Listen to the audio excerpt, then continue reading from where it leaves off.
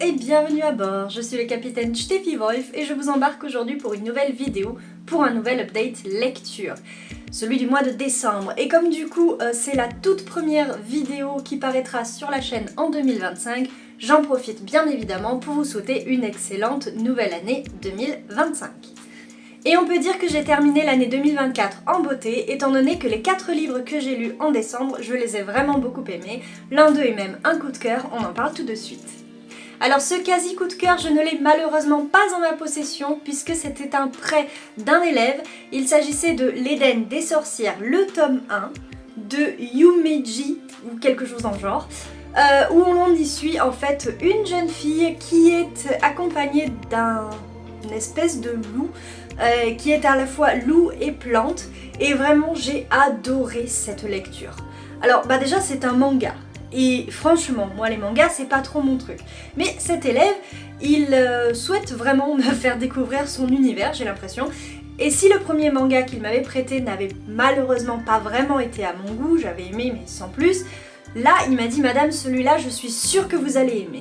Et clairement j'ai adoré, je vous dis c'est un quasi coup de cœur. Pourquoi? Parce que déjà c'est un manga où au début vous avez de la couleur.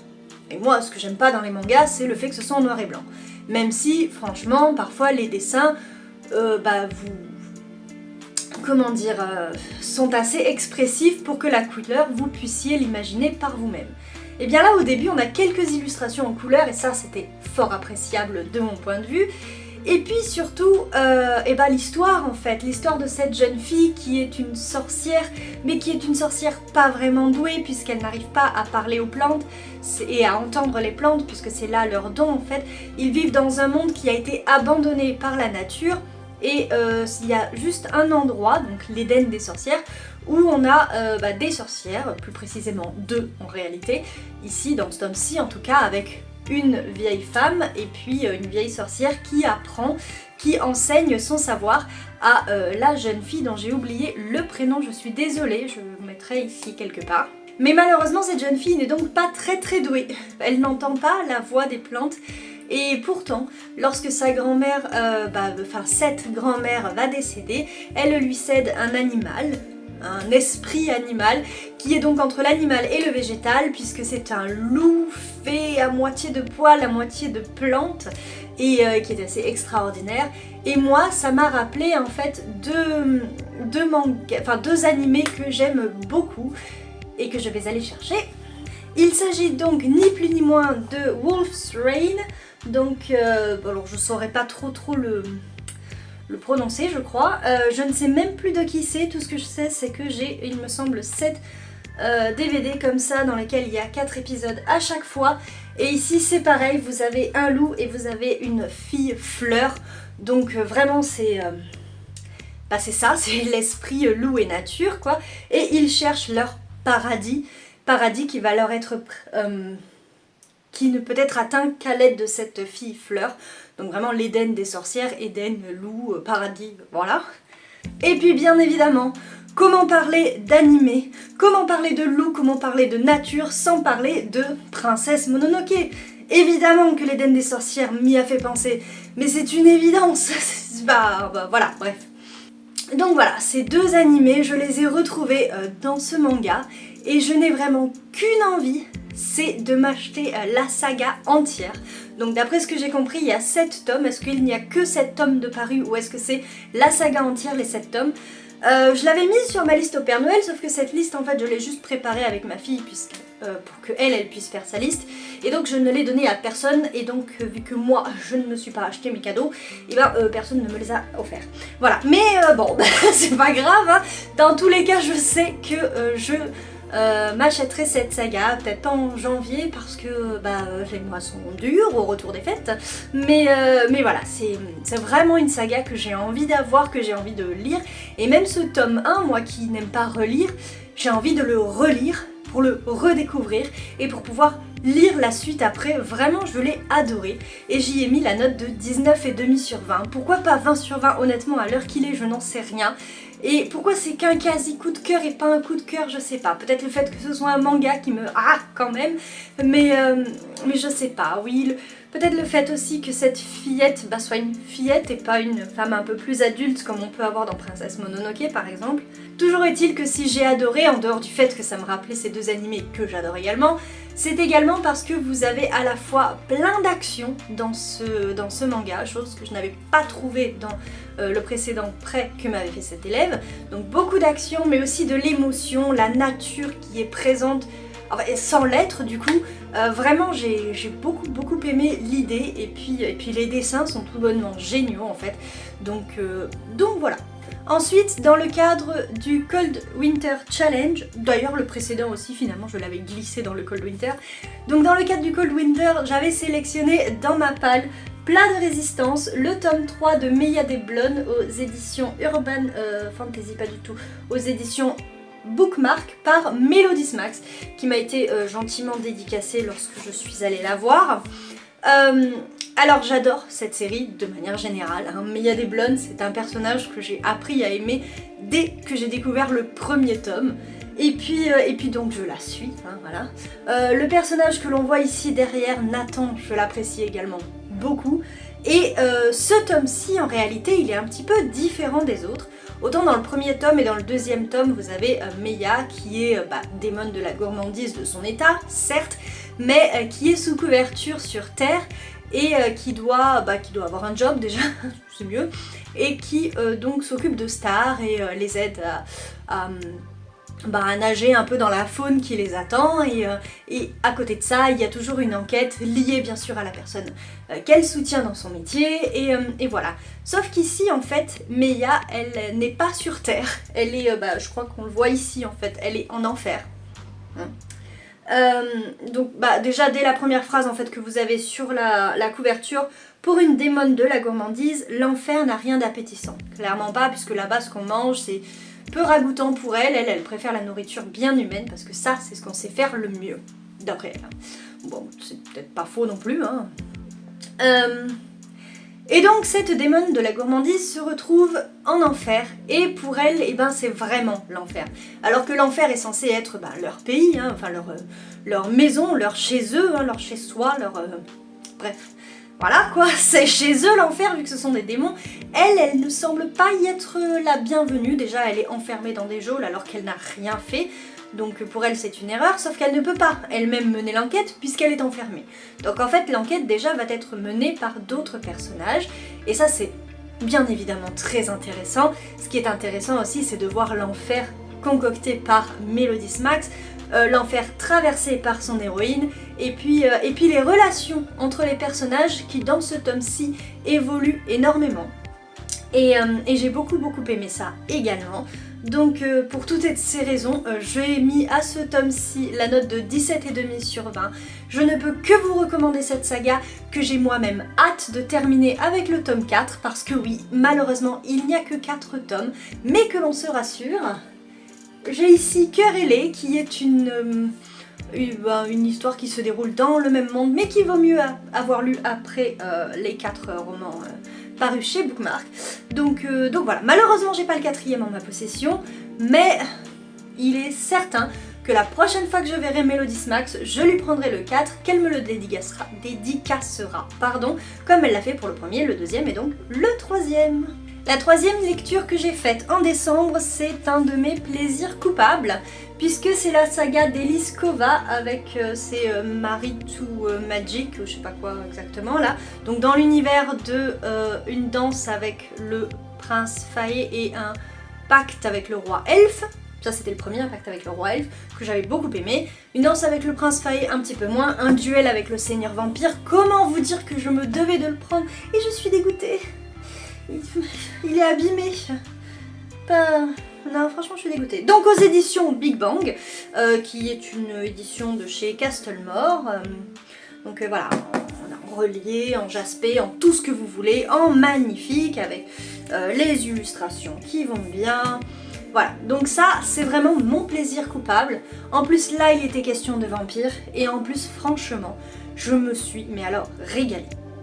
Il m'a pas fait l'effet page-turner comme les deux premiers, ou surtout comme le tout premier, mais vraiment je l'ai adoré, je l'ai savouré, parce que Eliskova, donc l'autrice, revisite ici le mythe du vampire, à la fois d'une façon dont on a l'habitude ces derniers temps avec des vampires gentils, etc., mais aussi du mystère, mais aussi le vampire mauvais, méchant, maléfique, séduisant, séducteur, sensuel, tout ça, elle le met dans son histoire et franchement, j'ai adoré.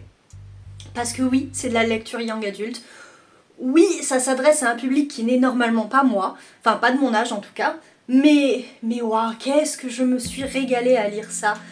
C'est un roman, déjà j'ai l'impression qu'il est un peu plus épais que les autres, où il se passe plein de choses, où on a une jeune fille, donc Floriane, qui est la fille, la demoiselle de la Forge. Elle vit dans un village, c'est une humaine, hein, comme dans tous les romans d'Eliskova, la femme est humaine et l'homme est une créature issue de la mythologie qu'elle a créée, une mythologie que l'on connaît plus ou moins, hein, qui sont ces créatures surnaturelles que l'on adore.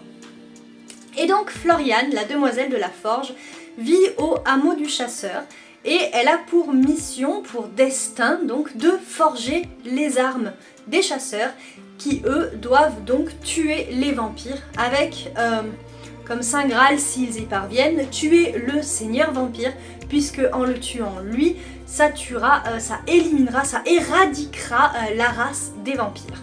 Voilà.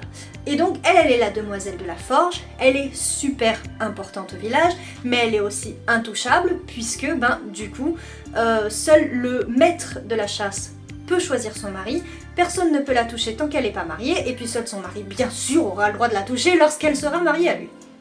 Son frère jumeau, parce qu'elle a un frère jumeau, est lui un chasseur qui est plus ou moins le bras droit, ou qui est en train de devenir le bras droit du maître de chasse. Et le maître de chasse est un personnage assez mystérieux également, qui porte sur son épaule un corbeau. Et alors là, moi, corbeau, mais aussi quoi, génial. En plus, il est, je crois, sur toutes les pages. Et voilà, c'est ça. Là, je sais pas si vous voyez, à côté du numéro de la page, vous avez un corbeau. Donc vraiment, ce livre était clairement fait pour moi. Et donc, bien évidemment, notre demoiselle de la Forge ne va pas rester à la Forge, puisque en secret, son frère lui apprend le maniement des armes qu'elle fabrique et qu'elle façonne, et que, eh bien, pour lui venir en aide un jour, elle va sortir du hameau et elle va être confrontée au seigneur vampire. Ce seigneur vampire qui va avoir en elle la possibilité enfin de mettre fin à la malédiction qui pèse sur son peuple et qui clairement les empêche de vivre, hein, voilà. Et donc pour cela, après s'être brièvement battue, elle va conclure un pacte avec lui. Attendez, je crois que c'est écrit derrière exactement le pourquoi du... Comment c'est écrit? Si c'est pas écrit, je vous le dis pas, c'est pour ça. Voilà, il est écrit « Contrainte de se lier à son ennemi dans un rituel magique, Floriane découvre que Rouvan, donc le seigneur vampire, n'est pas le monstre qu'elle croyait. » Et donc, à partir de là, on va découvrir le vampire. Dans la première partie, on a les vampires auxquels qu'on n'avait plus l'habitude de voir, ces vampires méchants, ces vampires bestiaux, qui sont là juste pour tuer, vous sucer le sang, qui peuvent même prendre votre visage, votre apparence, voilà. Et donc, dans un second temps, elle fait la connaissance de Rouvan, elle fait la connaissance de sa cour, plus ou moins, et elle se rend compte que tout ce qu'on lui a dit jusque-là, potentiellement, c'est erroné. Et certes, les vampires qu'elle a combattus, que son frère combat ou combattait, ils existent, mais il en existe d'autres, ce ne sont pas les seuls. Et puis donc, on a ici le mythe du vampire qui est décliné de plusieurs façons, et ça c'est délectable. On a les relations qui se tissent entre les personnages, pas seulement entre Floriane et le seigneur vampire, mais entre tous les personnages qui sont très intéressants à voir. Franchement, je me suis régalée. Spoiler alerte, nous avons ici des scènes spicy, chose qu'on n'avait pas dans les deux précédents tomes. Ici, alors je dis tomes, mais ce sont des tomes compagnons, hein. C'est mieux si on les lit dans l'ordre, je pense, mais voilà, on peut en lire un si on a envie, et puis c'est tout. Donc, dans les deux autres, il n'y avait pas de scène spicy, même si clairement on sait qu'ils consomment leur mariage à chaque fois, leur amour, bref. Ici, on a du spicy, mais c'est un spicy qui sert clairement l'histoire, franchement. vous voyez les mécanismes se mettre en marche avant, après, pendant, et ouais, alors ça j'aime beaucoup. Et puis il y en a que 2 sur près de 600 pages je crois, donc franchement, voilà. Pour ceux qui n'aimeraient pas trop ça, allez-y quand même. Ouais, et puis c'est pas non plus du spicy gore quoi, ce sont des scènes d'amour, voilà. Bref, j'ai mis à ce tome la note de 19 sur 20 et là encore, comme pour l'Éden des sorcières, je ne sais pas pourquoi j'ai pas mis la note maximale. Je vous dis, ça se trouve c'est peut-être à cause du fait qu'il se soit abîmé ou peut-être aussi du fait qu'il a été moins page-turner que les autres, mais en même temps je me suis régalée. Bref, lisez Un duel avec le Seigneur Vampire d'Elescova. Avant que j'oublie, ce livre, bien qu'elle soit liée de force à son ennemi, qui est un homme, blablabla, il est, pour moi, le personnage de Florian, ainsi que ce livre, est profondément féministe. Parce que certes, on a une fille qui se soumet à son destin, d'abord en tant que demoiselle de la forge, puis en tant que liée à ce seigneur vampire, mais elle a quand même envie de braver tout ça, et elle fait quand même tout pour arriver à ce qu'elle veut le plus au monde. Donc franchement, il y a tout dans ce roman, vraiment. Non, encore une fois, lisez-le. Le dernier livre que j'ai lu en décembre, et donc en 2024, c'était Les Loups Chantants d'Aurélie Wellenstein, ici publié chez Pocket, pardon, mais je crois initialement publié chez Scrinéo. Donc celui-ci m'a été également dédicacé par l'autrice. Et elle me l'avait vendu comme un Cro-Blanc. Alors là encore c'était pour bien sûr le Cold Winter. Hein. Elle me l'a vendu un peu comme une revisite de Cro-Blanc si mes souvenirs sont bons. Sauf que je crois que mes souvenirs de Cro-Blanc en lui-même ne sont pas bons. Parce que je n'ai pas du tout retrouvé l'histoire de Cro-Blanc là-dedans. Alors à part dans quelques scènes qui ponctuent le récit, mais style... bah ouais non, pas style, hein, je vous le dis pas, je sais pas, je crois qu'il y a eu 2 films Cro-Blanc, moi j'avais vu le premier, il y a eu bien sûr qu'un seul livre, hein, et ça je l'ai lu. En le croisant la dernière fois je me suis dit faudrait que je le relise peut-être, mais bon, moi il est relecture. Bref, elle me l'a vendu comme une revisite de Cro-Blanc, je n'ai pas retrouvé cette revisite, pas vraiment. Pour autant, Les Loups, encore une fois, j'ai commencé ce mois avec Les Loups, je le finis avec Les Loups. Les loups dans ce roman sont super. Ce sont en fait des entités à part, encore une fois un petit peu comme des esprits, mais également de vrais loups, hein, parce qu'ils ont des crocs et tout. Et donc ces esprits, ils vivent dans le blizzard, puisqu'on est ici en Sibérie, avec comme personnage principal Yuri, qui est présenté comme un adolescent, mais qui, après tout ce qu'il vit, toutes les responsabilités qu'il a, est vraiment plutôt un jeune homme, je crois. Hein. Mais bon, il doit avoir 16 ans, quoi, hein, donc effectivement c'est un ado, mais d'après ce qu'il vit et tout ce qu'il fait, pour moi, c'est presque un adulte. Donc on est vraiment dans un entre-deux. C'est pour ça que ça m'a, je crois, dérangé dans le livre qu'il soit taclé, entre guillemets, d'adolescent. Parce que certes, c'est ce qu'on est à cet âge-là, mais pour moi, être adulte, c'est aussi avoir plein de responsabilités et les assumer, et c'est clairement ce qu'il fait. Donc voilà, donc Yuri, il va aider sa sœur qui est malade ou maudite, on sait pas trop. Et qui est chassée de leur camp, de leur village on va dire, et donc à l'aide d'une 3e personne, d'une amie à eux, je sais pas si c'est écrit, Anastasia, bon c'est pas écrit mais je m'en souviens pour une fois, et donc à l'aide de cette amie ils vont essayer de rejoindre la capitale parce qu'elle est persuadée que la jeune fille dont j'ai oublié le nom, Kira, voilà, que Kira souffre de maladie et non pas de malédiction.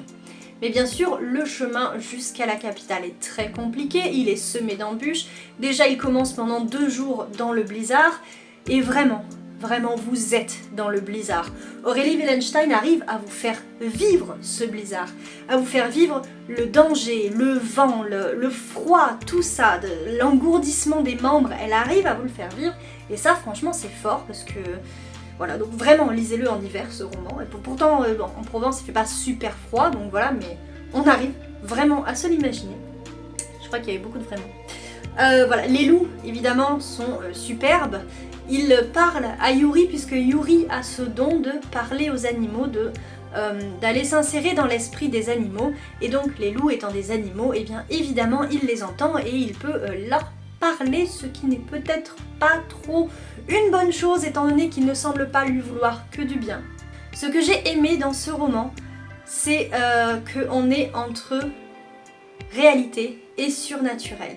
Et que, bon, sauf à la fin où l'auteur, l'autrice tranche évidemment, et encore que ça pourrait... enfin bref, on est tout le temps en train de se demander, est-ce qu'il y a du surnaturel ou est-ce que ce sont juste des illusions? Est-ce qu'ils sont juste dans la réalité et ils voient des choses qu'ils ne devraient pas voir, mais juste parce qu'ils sont fatigués, parce qu'ils sont engourdis, parce qu'ils dorment, on sait pas. Et donc ce qui fait qu'il y a vraiment deux lectures possibles pour ce roman. Une lecture dans laquelle on s'attacherait à la réalité seulement et où on se dirait ce ne sont que des illusions.